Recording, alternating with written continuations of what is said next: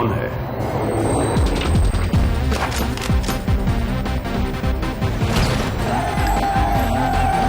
തുപ്പാക്കിയുമേന്തി ഇളയ ദളപതി അവതരിക്കുന്നത് കാണാൻ ആരാധകർ ആഴ്ചകൾക്ക് മുൻപേ തയ്യാറെടുപ്പ് തുടങ്ങിയിരുന്നു.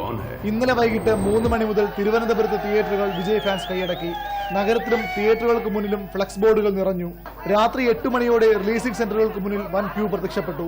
ആരാധകരുടെ ആവേശം അതിരുകടക്കാതെ കാക്കാൻ പോലീസുകാർ നന്നേ പണിപ്പെട്ടു. അർദ്ധരാത്രി 1 മണിക്ക് തുടങ്ങാനിരുന്ന ആദ്യ ഷോ സാങ്കേതിക കാരണങ്ങളാൽ മാറ്റിവെച്ചു.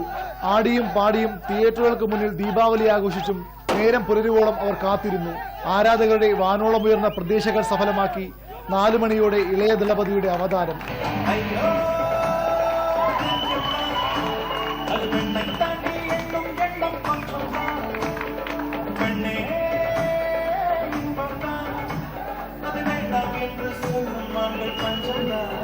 ആർപ്പ് വിളിച്ചും നൃത്തമാടിയും അവർ തുപ്പാക്കിയെ വരവേറ്റു. സമീപകാലത്തൊന്നും കേരളത്തിൽ ഒരു സിനിമയ്ക്കും ലഭിക്കാത്ത സ്വീകരണമാണ് ആരാധകർ തുപ്പാക്കിക്ക് ഒരുക്കിയിരുന്നത്. മലയാളി പ്രേക്ഷകർ ഒരു തമിഴ് സിനിമയ്ക്ക് നൽകിയ വരവേൽപ്പ് അമ്പരപ്പിക്കുന്നതാണെന്ന് ശ്രീപത്മനാഭ തിയേറ്റർ ഉടമ ഗിരീഷ് ചന്ദ്രൻ പറഞ്ഞു. സിനിമ എന്നും ഭാഷയ്ക്ക് അതീതമാണെന്നുള്ളതിന്റെ ഏറ്റവും വലിയ തെളിവാണ് തുപ്പാക്കി കിട്ടിയിട്ടുള്ള ഈ സ്വീകരണം. തിരുവനന്തപുരത്തെ 3 തിയേറ്ററുകൾ ഉൾപ്പെടെ സംസ്ഥാനത്ത് 124 സെന്ററുകളിലാണ് തുപ്പാക്കി റിലീസ് ചെയ്തത്. ഇന്നലെ രാത്രി തൊട്ട് ജീവൻ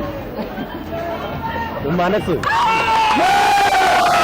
ഇപ്പോൾ സമയം വെളുപ്പിന് 5 മണി. ഒരു രാത്രി മുഴുവൻ ഉറക്കമൊഴിയിട്ടും കുറയാത്ത ആവേശവുമായി ഇളയ ദളപതിക്കൊപ്പം ദീപാവലി ആഘോഷിക്കുകയാണ് ഈ ആരാധകർ. ക്യാമറാമാൻ ബിനീഷ് പുന്നപ്പുറയ്ക്കൊപ്പം V B Arun, Thiruvananthapuram, India vision.